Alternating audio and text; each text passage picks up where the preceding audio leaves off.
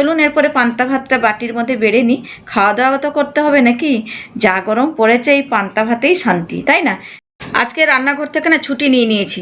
গরমটা যা পড়েছে, রান্নাঘরে গিয়ে গ্যাসের সামনে দাঁড়াতেই বিরক্ত লাগছে। মানে এতটাই গরম পড়েছে, রান্নাঘরে ঢুকতে ইচ্ছা করছে না।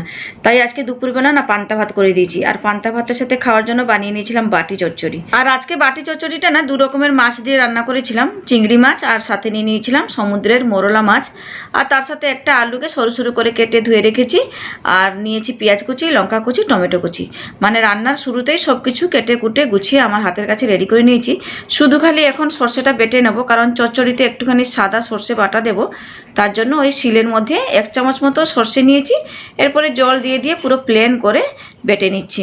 কি বলুন তো, এতটাই গরম না, দুপুরবেলা রান্নাঘরে ঢুকতে গেলেই এত বিরক্ত লাগছে, একদম ভালো লাগছে না। তার জন্যই না আজকে দুপুরবেলা এই পান্তা ভাতের আয়োজন করেছি। মানে এতটাই গরম, আগের দিন রাত্রিবেলা ভাত রান্না করে জল ঢেলে দিয়েছিলাম আজকে দুপুরবেলা খাওয়ার জন্য। সে যাই হোক, সাদা সর্ষেটা পুরো প্লেন করে বেটে রেডি করে নিয়েছি। আর বাটি চচ্চড়ি মানে বাটি লাগবে, তার জন্য নিয়ে নিয়েছি একটা সিলভারের বাটি। এরপরে একে একে যা সমস্ত কিছু নিয়েছি পরপর করে দিয়ে দিচ্ছি। প্রথমে দিয়ে দিয়েছিলাম কেটে রাখা আলু, তারপরে 2 রকমের মাছ দিয়ে দিলাম। এরপরে পেঁয়াজ, কাঁচা লঙ্কাটাকেও দিয়ে দেবো। এই চচ্চড়িটা রান্না করতে গেলে না বেশি কিছু মশলাপাতি লাগেও না। সে যাই হোক, এদিকে পেঁয়াজ কাঁচা লঙ্কাটা দিয়ে দেওয়ার পরে দিয়ে দিয়েছিলাম একটা বড় সাইজের টমেটো কেটে নিয়েছিলাম, সেটাকে দিয়ে দিলাম। তারপরে দিয়ে দিলাম পরিমাণ মতো নুন, হলুদের গুঁড়ো। এরপর দেবো অল্প একটুখানি লঙ্কার গুঁড়ো, তার সাথে দিয়ে দেবো এখন বেটে রাখা সর্ষে। বেশ, এই যে জল দিলাম, আর জল দেবো না। আর এখানে দিচ্ছি বেশি করে একটুখানি কাঁচা সর্ষের তেল। এবারে সমস্ত কিছুকে একটুখানি 2-4 মিনিট ভালো করে হাত দিয়ে মেখে নেব। যত ভালো মাখা হবে না চচ্চড়িটা তেমন খেতেও স্বাদ আসবে। সে যাই হোক, এখানে কিন্তু সব কিছু দিয়ে ভালো করে হাত দিয়ে একটুখানি সময় নিয়ে মেখে নিচ্ছি। এই চচ্চড়িটা কড়াইতে বানালেও খেতে ভালো লাগে, তবে একটুখানি যদি বাটিতে এইভাবে হাতে মেখে নিয়ে রান্না করা হয় না, তার স্বাদটা দ্বিগুণ বেড়ে যায়, খুব ভালো লাগে খেতে। তো আমরা যখন ছোট ছিলাম, আমার মা কিন্তু এইভাবে বাটি চচ্চড়িটা রান্না করতো।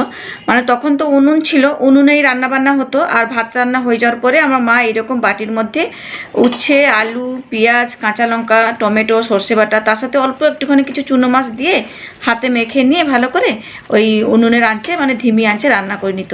সেই বাটি চচ্চড়ির স্বাদ আর এই গ্যাসের এই বাটি চচ্চড়ির স্বাদ অনেকটা মানে আকাশ পাতাল তফাৎ। উনুনের আঁচে যে বাটি চচ্চড়ি, সেটা খেতে কিন্তু দুর্দান্ত লাগে। সে যাই হোক, এই চচ্চড়িটাও খেতে ভালো লাগছিল। সব কিছু মেখে নিয়ে গ্যাসে বসিয়ে রান্না করে নিয়েছি ধিমি আঁচে। দেখুন এই যে ঢাকাটা খুলে নেওয়ার পরে কি সুন্দর একটা কালার এসেছে না, আর দারুণ গন্ধ বেরিয়েছিল। সে যাই হোক, বাটি চচ্চড়ি রান্না হয়ে গিয়েছিল। আর এই দিয়ে দেখুন পান্তা ভাতও রেডি। চলুন এরপরে পান্তা ভাতটা বাটির মধ্যে বেড়ে নিই। খাওয়া দাওয়া তো করতে হবে নাকি, যা গরম পড়েছে এই পান্তা ভাতেই শান্তি, তাই না? যাই হোক, পান্তা ভাত নিয়ে নিয়েছি। এরপরে পান্তা ভাতের উপরে একটা পেঁয়াজের টুকরো, সাথে নিলাম 2টো কাঁচা লঙ্কা। এরপরে আমি নিয়ে নেব আমার হাতে বানানো 2 রকমের মাছ দিয়ে বাটি চচ্চড়ি। তো দুপুরবেলা আজকে কিন্তু তৃপ্তি করে খেয়েছিলাম। সে যাই হোক, আজকের ভিডিওটা কেমন লাগলো অবশ্যই কিন্তু জানাবেন। টাটা।